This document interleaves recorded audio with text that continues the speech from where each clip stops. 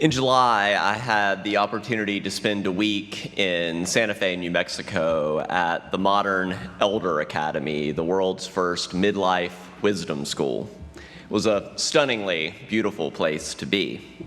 And on the final day of the retreat, we embarked on a hike up this hill.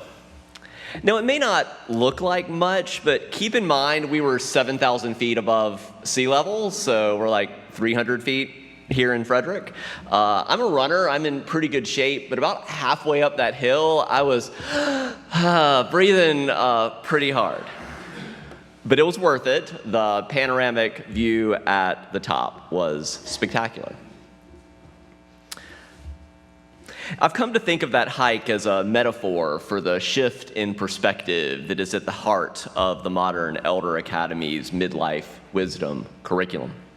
Our culture has this persistent myth that once you turn 40, you are over the hill and it is all downhill from there. All of life's best days are behind you. But from the perspective of midlife wisdom, we can reframe that story. We're not over the hill, we're on the hill. And we have a higher vantage point to access a more panoramic view of life or perspective that's actually only possible through years of lived experience. On the way back from that hike, I noticed a cactus growing in a quite unlikely place from halfway up a tree in between two branches. Here's a zoomed-in view. That cactus growing in such an unlikely place became another powerful metaphor for me of midlife wisdom. That sometimes experience shows us that growth and new life are possible in ways and in places that we never thought possible, that no one ever told us about. And even as some things in life fade, the sunset season of our life can reveal a beauty beyond words. So we live in this culture that is often obsessed with youth, afraid of aging, and in such deep need of wisdom, especially among our leaders. And at the core of the Modern Elder Academy is the conviction that aging is not a sentence to become elderly, it is an opportunity to become an elder. If you get a chance to attend a Modern Elder Academy retreat, I recommend it. You can go either to their Santa Fe campus where I went, or they also have a campus on the Baja Peninsula in Mexico. I haven't been there, but I'd like to go. If such a pilgrimage, though, isn't in the cards for you right now, the founder has written several books that share the teachings of the Academy widely. A great and very accessible starting point is A Year of Wisdom with Chip Connolly. It's one page per, and each entry is less than a page, so it's very accessible to kind of infuse some wisdom and perspective into your life. He's also written Learning to Love Midlife, 12 Reasons Why Life Gets Better with Age. That book is really chock full of practical tips. And there's Wisdom at Work, The Making of a Modern Elder, where he shares some of his story of his first career was a boutique hotels in the Bay Area. And then when he sold that, he was hired by Airbnb. But he was like 20 years older than everyone else in the room. So it was his experience of trying to be both a mentor and a learner, really, at the same time. For the podcast fans out there, this summer Chip launched the Midlife Chrysalis, and it started strong. Early episodes feature conversations with Maria Shriver, Seth Godin, Maria Goodall, who's the CEO of Burning Man, Krista Tippett, Elizabeth Gilbert, Anne Lamott, and more. He knows a lot of people from his previous life. So as we prepare to go deeper, it may help to take a moment and clarify what precisely do we mean by midlife. As people live longer, the definition is expanding. Sociologists now see it as stretching from anywhere from about age 35 to age 75. And midlife is often associated, it really has a branding problem, it's associated with the midlife crisis. That dip in satisfaction that many people really do feel, especially in their 40s. It's a period when adulthood often confronts us with the gap between our youthful expectations and the reality of our actual lives. We may find ourselves wondering, how exactly did I end up like this? Did anyone ever feel like that now or at some point in their life? But if you're in your 40s and may live into your 80s or wherever you are along that spectrum, your 40s is potentially only halftime in the game of life. So if anyone needs to hear this or you need to tell anyone this, don't give up at halftime. There's still another half to play. Your story is only half told. Research shows that younger people tend to overestimate how satisfied they'll be in life 5 years from the present, and older people tend to underestimate how happy they'll be and satisfied with life 5 years from the present. And most people report feeling comparatively better and happier as they get to their 50s and 60s and 70s and beyond. The invitation of the Modern Elder Academy is to redefine the midlife crisis as a midlife chrysalis, the transformative stage in which the caterpillar prepares to be reborn into something very different. Instead of a crisis, midlife can better be viewed as a crossroads or an opportunity for a mid-course correction in the flight of your life, an invitation for a new story to emerge on the other side of having found oneself in the messy middle. There's some important reasons why life tends to get better and happier in our 50s and beyond. As we get older, it just gets easier to care less what others think and instead to listen more to your own inner wisdom. That shift of tuning in to what do I most deeply value and most passionately care about can be the catalyst that truly helps us thrive in the second half of life. And if you feel like you're not thriving, tuning in, you can still tune into it at any point, no matter what decade you're in. To quote an internet meme, we should start referring to age as levels, because I'm at level 68 just sounds more better than just being an old person. Or more poetically, the writer Anais Nin put it this way: the day came when the risk to remain tight in the bud became more painful than the risk it took to bloom. Have you ever felt like that? Like I'm tired of the what's at risk of holding back, and I'm ready to just do it. It can also feel like reaching the point where you just don't have any more bleeps left to give. However we get to that point, reaching that threshold is all about giving yourself permission to live differently. I should hasten to add an important caveat from Mark Manson's best-selling book, The Subtle Art of Not Giving a Bleep. He says, not giving a bleep, people often get this wrong. It's not about being indifferent or apathetic. It's about feeling comfortable being different, being who you really are. Giving ourselves full permission to be fully and authentically ourselves, that can make all the difference in the world. So what does that mean specifically? Busting out of your midlife chrysalis can look like just finally doing that thing you know deep inside you need to do. It can feel like saying, screw it, and you can substitute the word you want. Screw it, I don't care how old I am. I'm gonna learn to play the piano. I'm gonna take that trip that I've always dreamed about. I'm gonna finally clear out the clutter in my life to make space for what really counts. That may be mental clutter, that may be physical clutter, that may be emotional clutter. I'm gonna volunteer for something that really makes a difference and is something I'm really passionate about. I'm gonna go back to school. I'm gonna stop apologizing for who I am. I'm gonna say no when I need to without guilt. I'm gonna forgive myself for what I can't change. Because I promise you this, we all need to give up any hope of a better past. Nobody gets that. I can't tell you what that specific thing or thing is for you. You have to look within and really ask yourself, what would give my life more purpose and meaning? And then give yourself permission to do it. But I can tell you this, it boils down to that old adage, be yourself, because everyone else is already taken. In developmental psychology, there's a saying about adolescence, that adolescence is deeply shaped by this dynamic. When I see you seeing me, I construct the me I think you see. When we're in our teenage and early adult years, many of us are strongly influenced not by who we actually are or even by what others truly think about us, but we're influenced by what we think our peers think about us. That when I see you seeing me, I construct the me I think you see.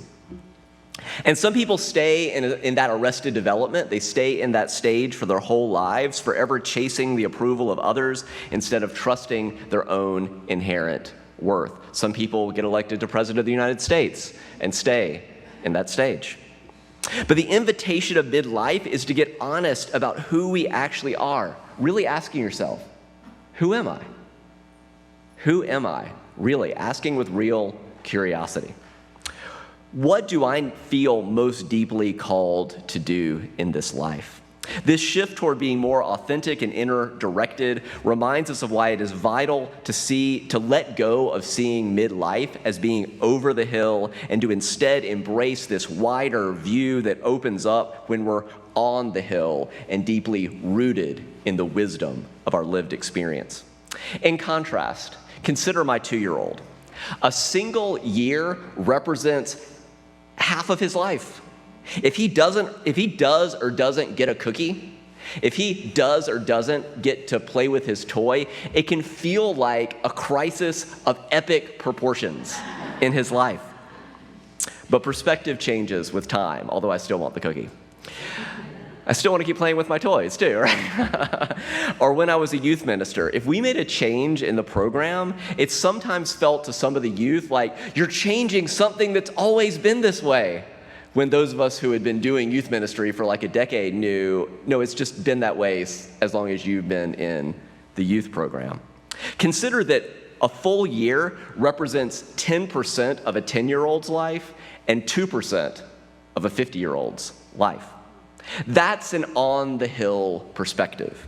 You can start to ask yourself, is this thing that feels so impactful in this moment, put it through what Brene Brown calls the 5 Fs. Is it really going to matter in 5 minutes, 5 hours, 5 days, 5 months, or 5 years? Just kind of go through that, and it can really kind of say, where does it really fall on that to discern what will still have reverberations months and years from now, and what is really going to fizzle in minutes or hours or just a few days at most. Can you feel the shift in that perspective of being able to take a step back and have some perspective? It's not that you can't have perspective when you're younger. Of course you can. It's just that when you're older, more on the hill of life, perspective becomes just more at hand. It's just right there. It's more second nature. Your views on life are less theoretical and more grounded in your years of experience. And that brings us full circle to why the Modern Elder Academy is called a midlife wisdom school. The founder, Chip Connolly, defines wisdom as metabolized experience that leads to distilled compassion. Not just experience, but metabolized experience. Wisdom emerges from hard-won experience, the kind you've had enough time and distance to process, so that you can become more compassionate toward others and yourself, especially in similar situations. There's an old saying about sermons that you should preach from your scars, not from your wounds. If I preach from my wounds, I'm going to bleed all over you, metaphorically speaking. It's going to feel raw and unprocessed, it's going to feel about my pain rather than my growth or your growth or our growth. But if I preach from my scars, then I've done some healing and gained some perspective on what I'm sharing, and it's much more likely to come from that place of wisdom. Metabolized experience that leads to distilled compassion. That same principle applies beyond the pulpit. Wisdom comes when we've had enough distance to metabolize our experience so that our words and choices carry compassion and perspective instead of reactivity. In the first half of life, our focus is naturally on learning and growing and accumulating, seeking more knowledge and experience and possessions. Some common and age-appropriate mindsets focus on achievement. I am what I do. Image. I am what others say about me. Status. I am what I have. Or power. I am what I control. And again, some folks stay in that mindset their whole lives. But in the second half of life, the invitation of the midlife chrysalis is to shift your focus toward the deep inner wisdom of what really matters, and often to shift kind of away from addition into subtraction and focus, editing. Once we're far enough up the hill, we have enough perspective and experience to more clearly and skillfully discern how we do and don't feel called to spend our finite time in this life. Gregg says it this way in his book, Essentialism. If it isn't a clear yes, then it should be a clear no. In midlife, we've gained enough clarity to realize, in the words of James Clear, that no is a decision and yes is a responsibility that you may come to regret. Or embrace if it really is something you want to say yes to. There's a related adage that you should potentially lean towards saying yes to everything before you're 40 and lean towards saying no to everything after you're 40. Now, that's an exaggeration, but the underlying point is, in the first half of life, your default should be to say, again, yes when you can. You need new experience to learn what are the people and places and activities that really give me energy and meaning and purpose, and which leave me drained and worn out, even if I didn't anticipate that would be the case. You need to know it not theoretically, but through lived experience. I promise you this, there are a lot of surprises along the way. I wonder if some of you can relate to this. There are just so many people and places and activities that I really thought I would enjoy, that others told me, you will like this person, place, or activity. And it just didn't pan out in real life. And vice versa. So many people, places, and activities that I know I loved, that I never expected, that I stumbled backward into, or turned out to be so different from what other people told me those people, places, or activities can be. Can anybody relate to any of that? All right. I've been singing the praises of midlife, so let me also be honest that there is a partial truth behind the stereotype that anyone over 40 is over the hill and on an inevitable decline. Psychologists tell us that fluid intelligence, our ability to process new information, to learn and solve problems, that does peak in your early 20s. But the other half of the truth rarely gets told. Crystallized intelligence, our brain's ability to think holistically, actually improves with age and doesn't peak until after 70.